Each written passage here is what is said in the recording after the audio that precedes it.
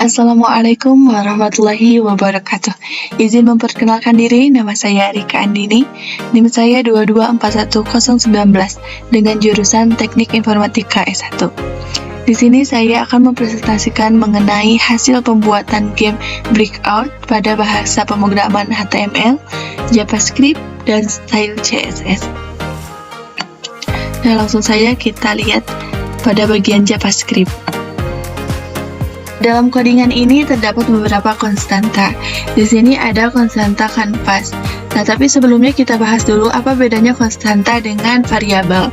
Kalau konstanta ini merupakan bilangan yang tidak dapat berubah. Nah, sebaliknya kalau variabel itu merupakan bilangan yang dapat berubah.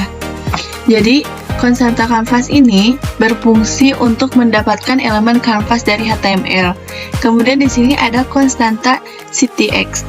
Ini berfungsi untuk mendapatkan konteks gambar dua dimensi dari kanvas.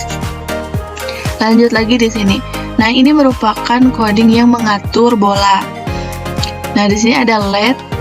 LED itu apa? Jadi, LED ini tuh yang mengontrol nanti variabel. Jadi, si variabelnya itu bisa dikontrol dengan lebih ketat gitu. Jadi, dipermudah ketika terjadi kesalahan dibandingkan menggunakan variabel biasa. Nah, di sini radius bolanya di 10.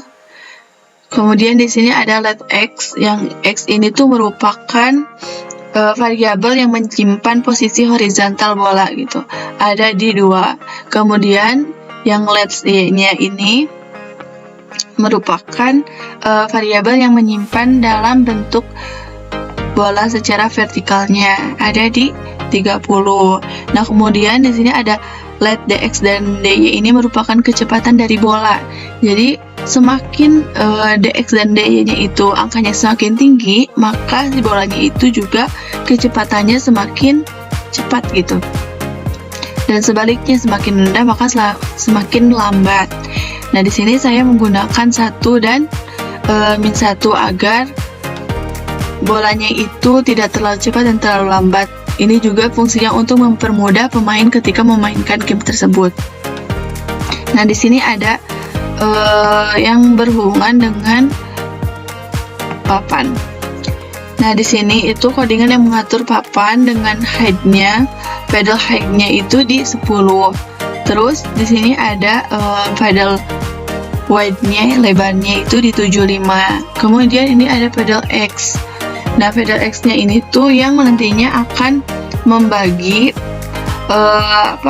mendapatkan secara ruang secara horizontal itu dibagi untuk 2 bagian.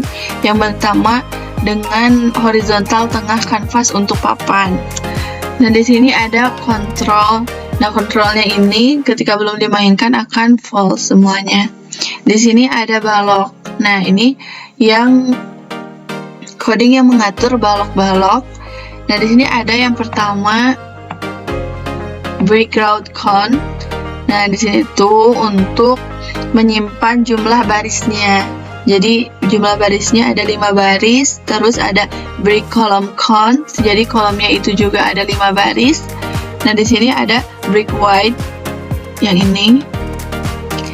Ada break width ini tingginya itu 75. Jadi semua balok dalam game tersebut 75.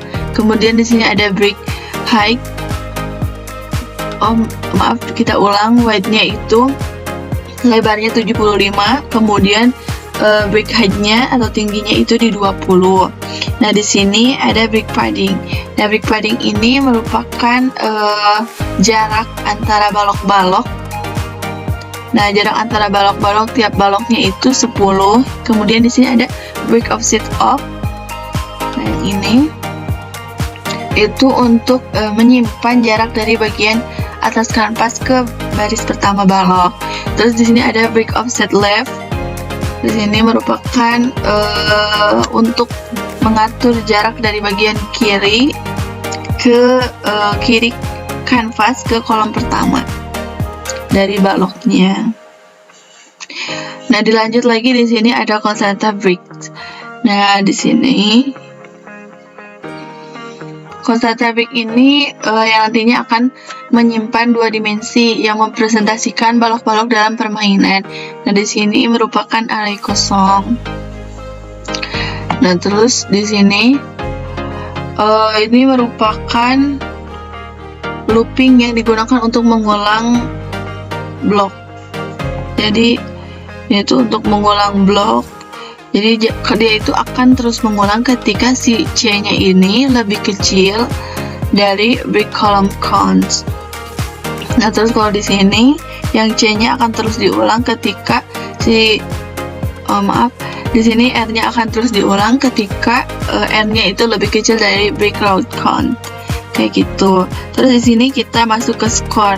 Jadi score ini yang nantinya akan ditampilkan untuk menghitung sudah berapa banyak skor yang dikumpulkan.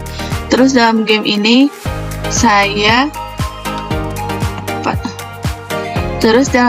terdapat 3 nyawa. Jadi ketika si bolanya itu mengenai lantai, dia akan mengurangi 1 nyawa, kemudian 2 dan seterusnya hingga ketika dia tidak memiliki nyawa lagi, maka akan dituliskan atau ada pemberitahuan game over.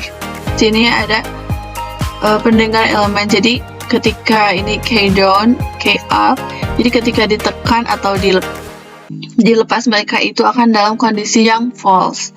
Tapi ketika mereka digunakan akan menjadi true.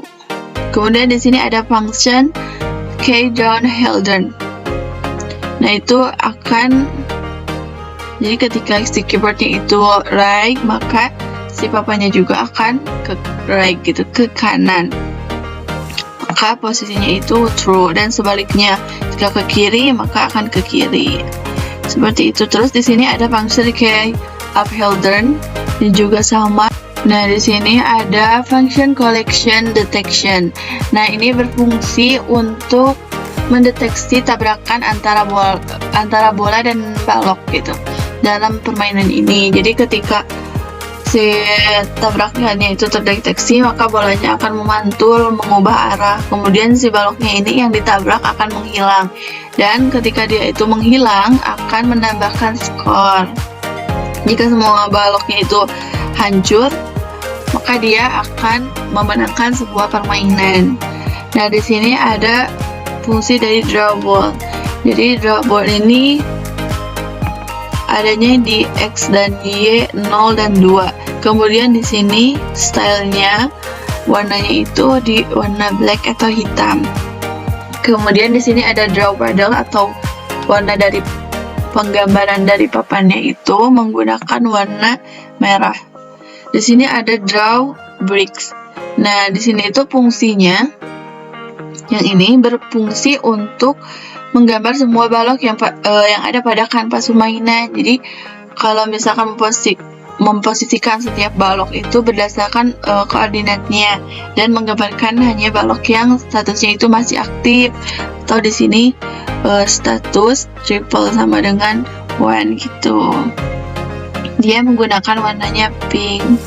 Di sini ada penggambaran skor. Nah, penggambaran skor ini menggunakan Arial tipe 16 pixel. Nah, terus warnanya black. Di sini skor. Nah, di mana skornya itu nanti akan dimasukkan. Nilai dari skornya itu akan dimasukkan dari sini. Ini untuk X-nya dan Y-nya 8, 20. Terus di sini ada function draw lives. Jadi untuk menghitung nyawanya, dia juga sama menggunakan Arial tipe 16 pixel, terus warnanya di black, terus nanti dia nyawanya dimasukkan, si lives-nya ini dimasukkan ke dalam nyawa. Nah, dia di 65 dan 20. Terus di sini ada game over, function game over. Nah, ini itu juga sama menggunakan Arial, terus ininya red. Nah, kemudian sininya, nah yang ini. Terus di sini lanjut kita ke loop permainan. Nah, di loop permainan ini bertujuan untuk mengatur tampilan dari kondisi permainan pada kanvas. Jadi si elemen-elemen permainan itu diperbaharui. Terus di sini ada gerakan bola. Jadi gerakan bolanya itu, nah yang ini berfungsi untuk mengatur pergerakan bola. Jadi memeriksa apakah bola itu tuh mencapai batas atau enggak, batas atas atau enggak, batas kanan atau enggak, jadi batas kiri atau enggak. Nah, jadi kalau bolanya itu mencapai batas atas atau batas bawah kanvas itu, nah jika bolanya gak berhasil ditangkap sama papan kalau di bawah itu, maka dia akan mengurangi poin atau mengurangi nyawa, tapi tidak mengurangi skor gitu. Tapi jika nyawanya sudah habis, maka game over. Terus di sini ada gerakan papan. Nah, gerakan papan ini memeriksa jadi apakah tombol panah kanan ditekan dan apakah pada papan ini masih berada dalam kanvas atau enggak. Dan jika kondisi tersebut terpenuhi, posisi papan ini dipindahkan ke kanan sebesar 7 pixel. Nah, pembaruan ini posisi bola diperbaharui ketika berdasarkan vektor pergerakan dari dx dan dy. Nah, yang ini. Kemudian di akhirnya pakai const interval. Jadi ini tuh memulai looping permainan dengan memanggil si fungsi draw. Nah, ini fungsi draw. Nah, secara berulang setiap 10 milidetik. Nah, ini untuk style CSS-nya. Di sini sudah saya jelaskan. Sekarang untuk mempersingkat waktu, akan didemokan terlebih dahulu bagaimana game ini jika berjalan secara real.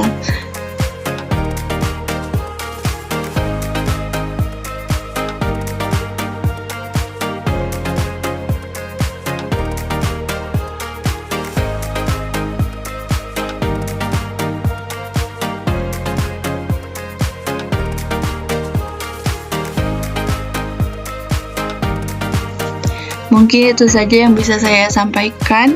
Mohon maaf atas segala kekurangannya. Wassalamualaikum warahmatullahi wabarakatuh.